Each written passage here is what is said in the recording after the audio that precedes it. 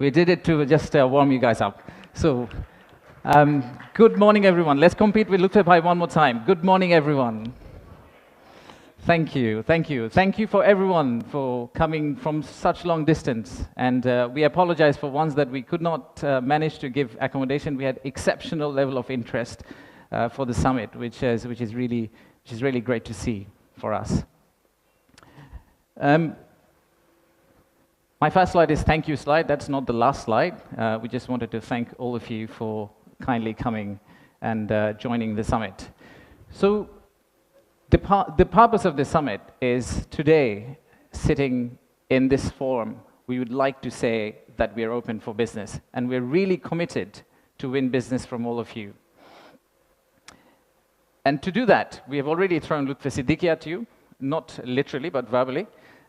We'll also throw a Nobel Prize winner at you. We'll do anything to make sure that we win business from you. But first, I would like to take you to future. Let's think about a movie, Back to the Future. Let's go into that set and imagine that we are in 2035. In 2035, how would Bangladesh look like? You'll all be here again. My successor is going to be here presenting. That will be the 10th investment conference for us. And in that conference, we will not be talking about a rising economy, but we'll be talking about a regional manufacturing powerhouse. A country that's connecting east to the west, a bridge that connects Himalayas to Bay of Bengal, a manufacturing hub that is infested by global investors and local investors who are now exporting to the rest of the world. That vision, that imagination is what's driving us today. But it all started actually about 8 months ago. So from the future, let's go back in time to August 5th, 2024. It's a personal story for almost all of us. Unfortunately, I was in Singapore in an investment banking trading room, but my family was here. My wife was on summer holidays. My brother, who came from Cambridge for summer holidays as well, they were all out on street, part of the protest. So at around noon Singapore time, I asked them, what's going on? What's happening in Dhaka? So what they did was they were part of a crowd. They looked forward, they took a selfie. Sorry, not a selfie, a photo what's ahead of them, and they turned back and took another photo of what's behind them. So this first photo was what was ahead of them, and this one was what was behind them.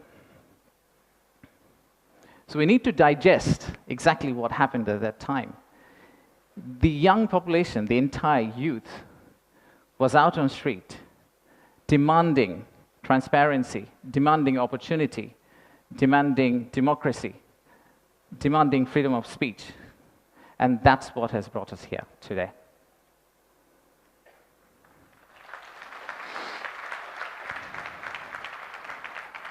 So today, the expectations are very high. The young population of our country, they're global. Unlike us, they're used to tweeting, they're used to looking at TikTok and looking at Singapore and Bangkok, so they don't want Dhaka to be Dhaka 2.0. They actually want Dhaka to become Singapore and Bangkok in 5-10 years' time. So how do we get there? That's the expectation we have. How do we get to Singapore and Bangkok within 5-10 years?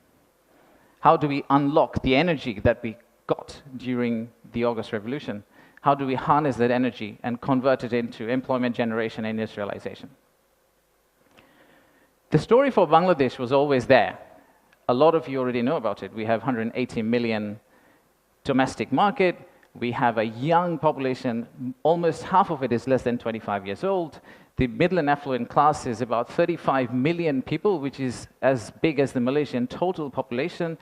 We have many, many other factors that has led to where we are today.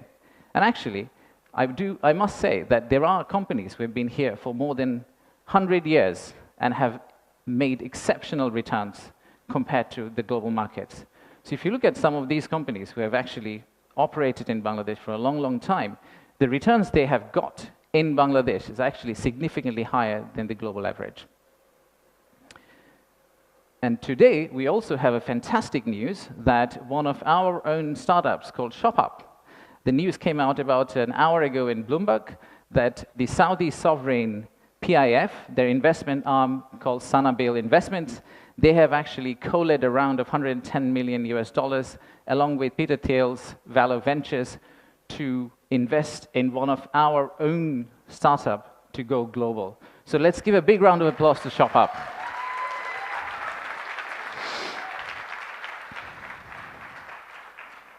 So that's today. That's today. So what's tomorrow? How do we go from here to the vision we have for 2035? So this $180 million story, or 180 million people story, is not enough. I think we need to redefine market. We believe the market is actually much larger. When we talk about market, we should be talking about a much larger regional market which you could potentially serve out of Bangladesh. You set up your factory here, you export out to all these markets. At the same time, I would expect these markets to set up their factories and push it back to Bangladesh. Use the ports of Bangladesh and potentially export out to the rest of the world. So the narrative that we've had of why invest in Bangladesh is not really a domestic market 180 million story. It is a regional story and it's a global story. To further strengthen ourselves, we have decided to enhance our port capacity. In Chittagong area, what you see now, we are actually tripling that within the next few years, which is essentially allow this region to consider Bangladesh as one of the biggest logistical hubs. However, that's not all. We need to do a lot more. So at the beginning of interim government's period, we actually decided to talk to more than 200 CEOs and entrepreneurs who actually are doing business in Bangladesh today. And we wanted to understand how can we convert our critics into our ambassadors. They are the only ones who could potentially bring business for us.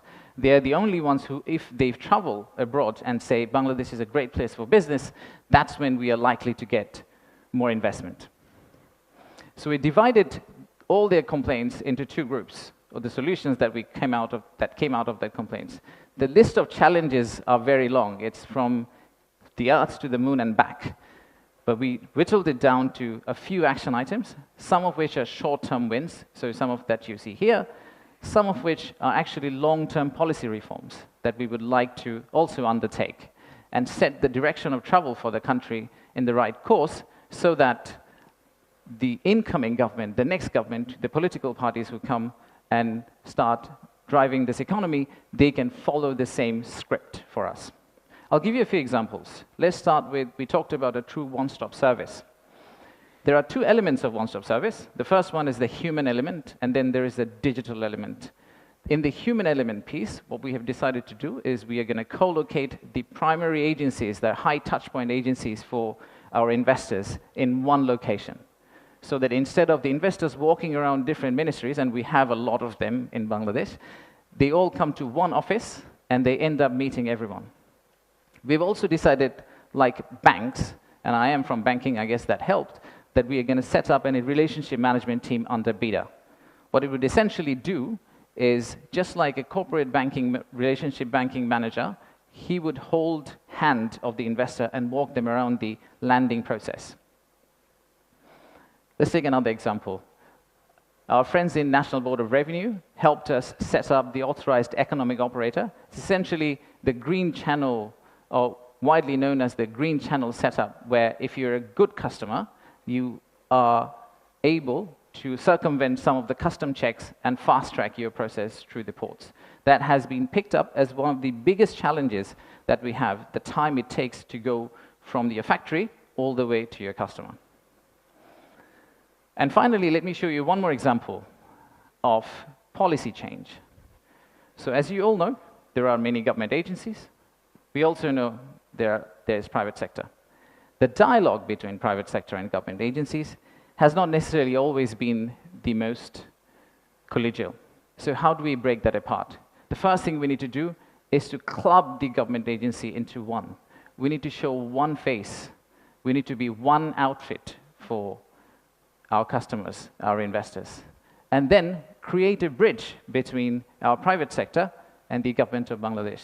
So what we are planning to do is to set up a private sector advisory council that will actually counsel the head of state directly on a regular basis, essentially voicing the changes that they would want to drive the economy forward. So these are some of the examples of what we are planning to do. And if we are able to do that, we do believe that we will get to the end, the vision we have for 2035.